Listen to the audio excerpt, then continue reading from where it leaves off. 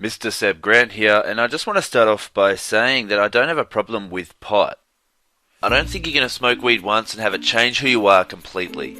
I just have a problem with the marijuana habit that affects 9% of daily smokers eventually. But I'm not going to go and say weed is healthy for you, or that you should smoke weed every day, like I did for well over a decade. I also think some drug laws are more dangerous than the drugs themselves. I don't think we should outlaw gambling either, and that's coming from someone who had a very serious gambling problem. So why don't I hate these things if they cause me so much harm in my life? They aren't to blame, because reality is the way reality is. Escapism doesn't work. You can't escape these things because wherever you escape to, these things are still there. You can't argue with reality, but you can change the way you are. The problem isn't with the outside world. Maybe gambling should be illegal. Maybe marijuana should be legal. We shouldn't be limited so we can learn from all experience. So if you have a problem with marijuana, you have a problem with gambling, you have a problem with alcohol or whatever, the problem isn't even lack of information you have. For example, if you want to lose weight, the information you need is eat less and run. If information was all you needed, everyone would be rich, skinny and happy. But they're not, because it's not just the information you need. There's something that holds you back. There's a resistance to change. If you're not being the person you want to be, it creates a stress called dissonance. Dissonance, new word, what is it? Dissonance is the stress you feel when your self-image and actions are different things. When the person you're being is not the person you want to be. So there's three types of sort of relationships you can have with yourself. The first one is a consonant relationship. That's where there's no dissonance. This is a belief or a thought that is consistent with your actions. A good example is if you want to quit drinking and then you go out to dinner with your friends and everyone orders alcohol and you don't want to drink, so you order water instead of alcohol. Your belief was consistent with your actions, so there's no dissonance. The second is an irrelevant relationship, and this is low dissonance. This is really common with people trying to quit smoking weed or quit alcohol or this type of thing, quit an addiction. It's an irrelevant relationship, it's low dissonance. A belief or thought that is unrelated to your action. An example of that would be you don't want to drink anymore, you go out to dinner with your friends, everyone's drinking alcohol, so you tie your shoelaces. Right? What does tying your shoelaces have to do with anything? It has nothing to do with anything.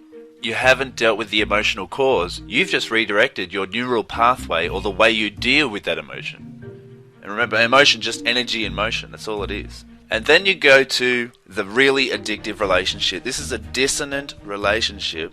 High dissonance, which means lots of stress. This is a belief or thought that is inconsistent to your actions. A good example of this is not wanting to drink when you're out, then consuming 6 tequila shots anyway. You continue doing it to yourself. So sure, every time you drink, smoke, you release bad chemicals into your body. We already know all that. But an even more effective way to put bad chemicals in your body is through negative emotions and stress. And I can tell you now that dissonance is something I see very regularly in people that are trying to quit any bad habit, even something really simple and seemingly non-addictive like marijuana. Two bad chemicals you can release often into your body are adrenaline and cortisol. Naturally, these are both good chemicals. Adrenaline is to do with fight or flight. If a bear attacks you, you want adrenaline so you have extra speed and strength.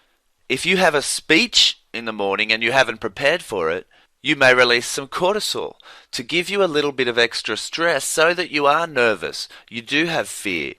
You want these chemicals so that you prepare for your speech.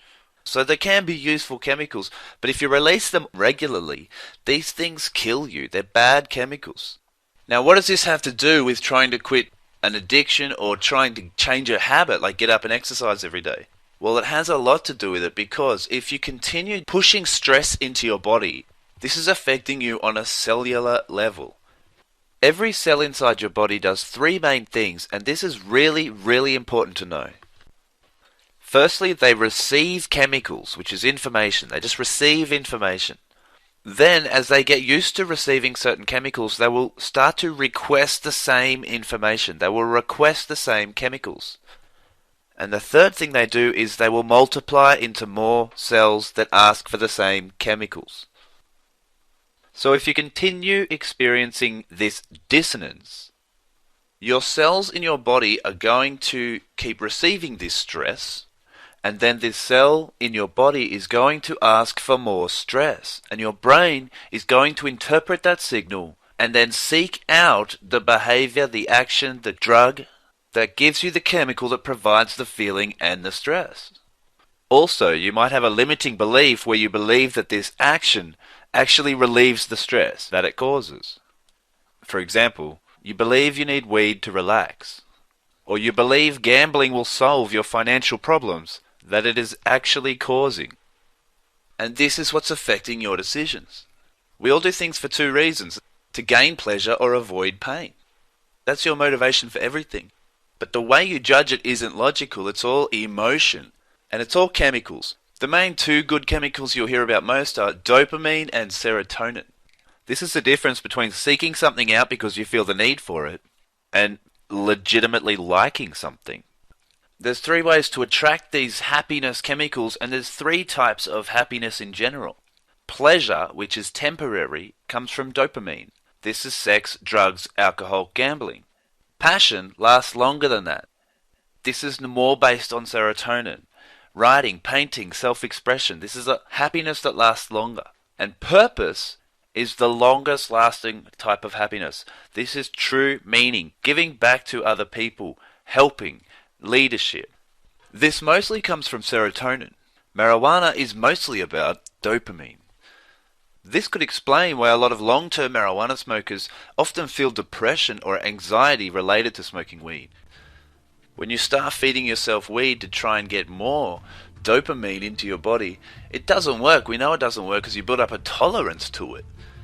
You need more and more weed to get the same effect. You need more alcohol to get the same effect. You need more gambling to get the same effect. You end up chasing this dopamine dream, and it doesn't exist. It's impossible to keep it up. And you'll know if this applies to you, and it probably doesn't. Most people avoid this trap, but if you do fall into this trap, you will consistently need more and more to achieve the same level of happiness.